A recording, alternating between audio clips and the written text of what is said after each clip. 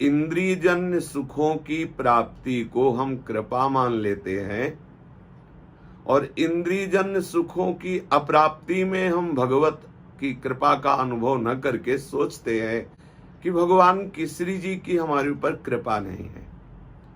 इस विषय पर बहुत सावधान रहना है।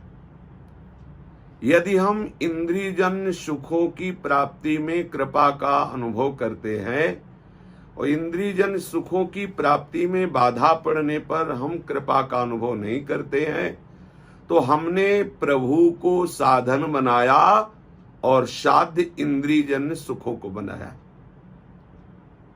जिसने इंद्रियजन्य भोगों को साध्य बना लिया वो उपासक क्या रहा। प्रायः हमारी उपासना में यही चूक हो जाती है। हम साधन बना लेते हैं प्रभु को और उस साधन का फल मांगते हैं भोग।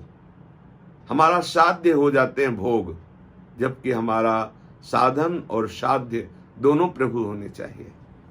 हाँ, सांसारिक भोगों को, सांसारिक वस्तुओं को हम प्रभु के रिझाने का साधन मान लें, ठीक है, अच्छा है, लेकिन ये गलती ना करें कि साध्य प्रभु को साधन बना लें और साध्य बना लें भोगों को।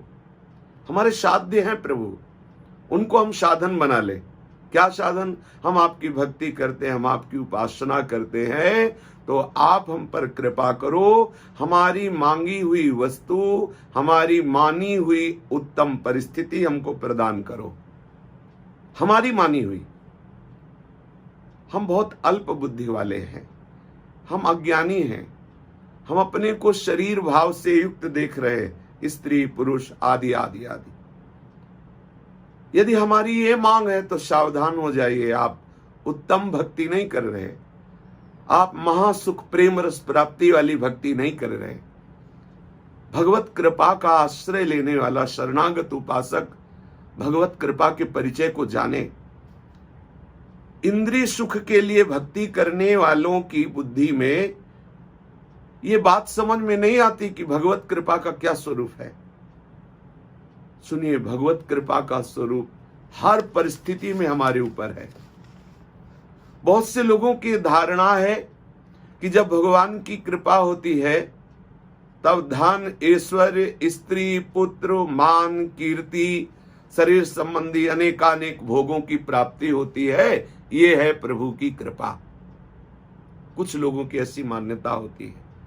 जिन लोगों के पास भोगों की बाहुल्यता है, बस केवल उन्हीं पर प्रभु की कृपा है। भगवत कृपा उन पर है जो सब भोग सामग्रियों को भोग रहे हैं। शरीर स्वस्थ है, बड़ा परिवार है, खूब संपत्ति है, मान सम्मान है, बोले इन पर प्रभु की कृपा है। कुछ अज्ञानी लोग ऐसा मानते हैं।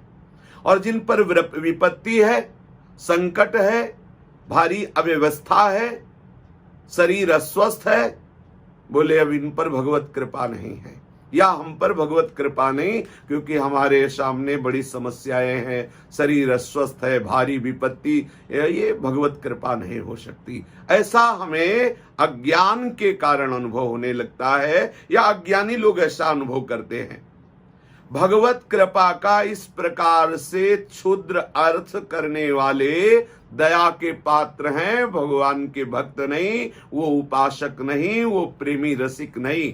ध्यान पूर्वक इस बात पर चिंतन मनन कीजिए।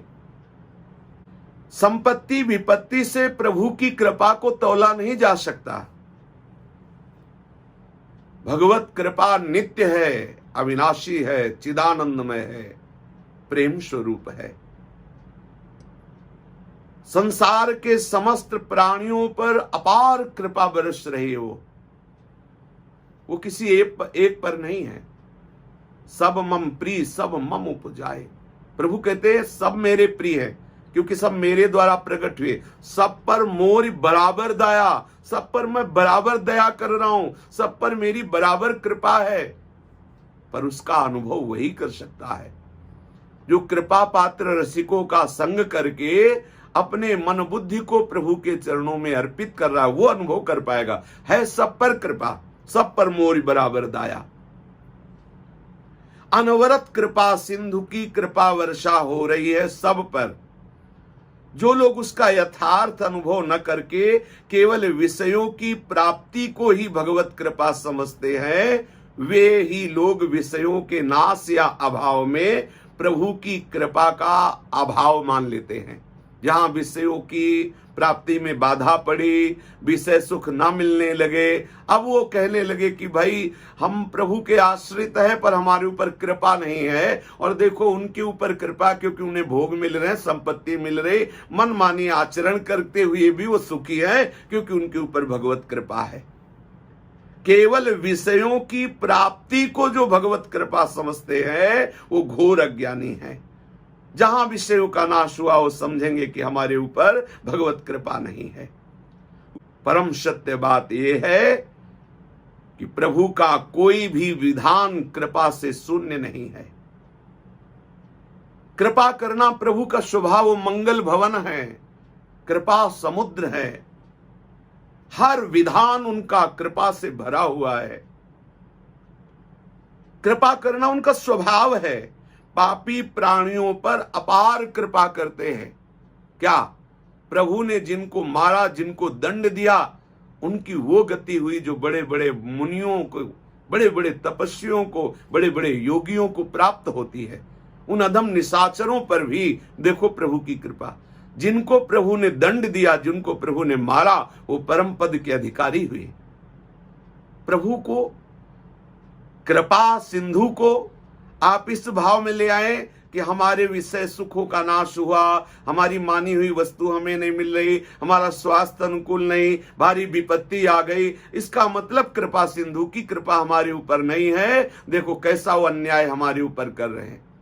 स्तनों में जहर लगा करके वो भगवान को मारने के लिए गई पूतना, उसको भगवान ने वो गति दी जो यशोदा मैया को दी। ऐसी कृपा सिंधु प्रभु पर ये भाव कर लेना कि आज हमारी अनुकूल परिस्थिति नहीं है तो कृपा सिंधु कठोर हो गए, वो हम पर कृपा नहीं कर रहे, ये अज्ञान की बात है, ये अविद्या की बात है।